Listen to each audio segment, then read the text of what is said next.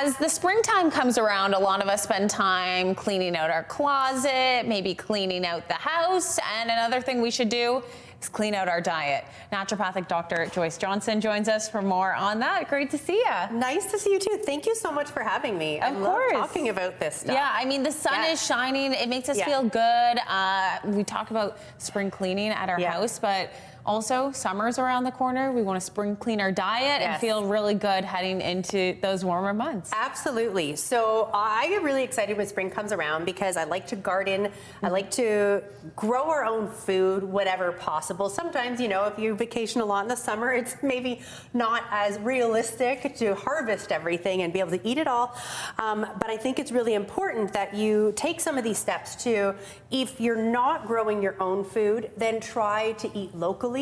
So eat seasonally, because we know that that is going to be better for our environment. It's going to help to support our farmers, small businesses. And studies do show that if you're having, say, broccoli, for example, sourced locally, it's going to be higher in vitamin C than broccoli that has had to travel quite a distance to get to your table. So we do know that the nutrients that are coming from sustainably and locally sourced foods are higher. Yeah, eat locally, support local as well. Of course, we have the Kitchener Market, the St. Jacobs Farmers Market here in Waterloo region, and plenty of fresh produce there as well. But it's so fun to grow your own too. What are some of your favorite fruits and vegetables to grow? Well, the favorites are tomatoes. We love growing tomatoes. I love making homemade pasta sauce. Like come September, it becomes like a pasta sauce festival in the kitchen. We like to grow our own cucumbers because that's something the kids will just run out and grab a cucumber and cut up. Nice. And I like having some fresh herbs. So you don't need lots of space to grow a herb garden. You could take literally one planter, put it on your back deck. Yeah. And put in like a variety of different herbs in there. And you know what? You can put it on your windowsill. Yeah, like you don't great. need a lot of space. Grow a little bit of your own. And you know, you get a little bit of pleasure in having something that you've made yourself. Yeah, you can do that even if you live in an apartment or condo as well. Small spaces, you can still grow some fresh things as well. Absolutely. Okay, let's talk about plant-based proteins. Yes, I think it's really important that we lean into the idea of having protein that are sourced from plants, right?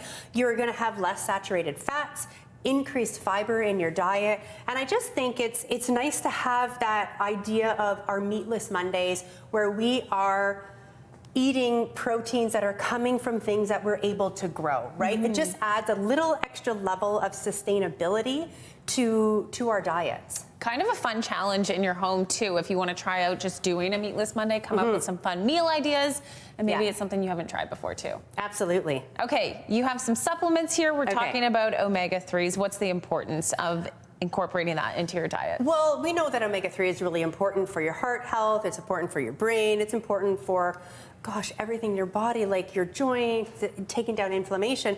But omega-3 specifically aside, as we are using supplements in our diet to offset maybe a nutrient deficiency that we might have, I think it's really important that we are looking for products that are, you know, either made in Canada, packaged in Canada, set to Canadian standards, looking for products like this one in particular has an IVO certification. So as a consumer, you know that this omega-3 is sourced from fish that are sustainably sourced, right? So we know it's proper marine stewardship that is happening so that we know that they're not going to deplete the salmon, the mackerel, the sardine, the anchovy populations. So we know that the standards are set very high. So looking for some of these certifications, I think is really important. Yeah, important to check the labels, of course, as well. Okay, I see corn.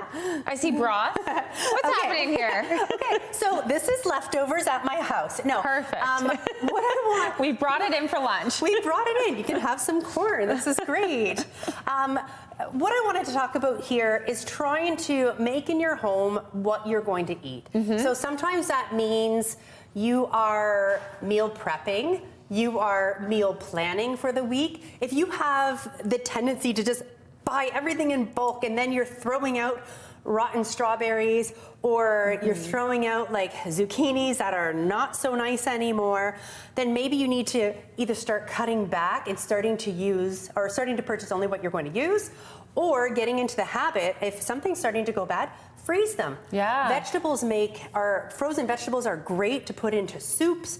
If you have some fruit that's starting to go off, they are great in smoothies. So start to incorporate leftovers, starting to freeze some of your foods, and then using, say, vegetable stock. Like, you can make vegetable stock. You can also make your own chicken stock too. So making sure that we're starting to use a little bit more of everything that we're buying rather than throwing things out. So trying to decrease the waste. So much easier to plan ahead too before you actually go to the grocery store. Save time as well, and money. Absolutely, yeah. Okay, well, I think this has inspired me. Spring Clean the diet. We're ready to go. Joyce, thank you. Thank you so much.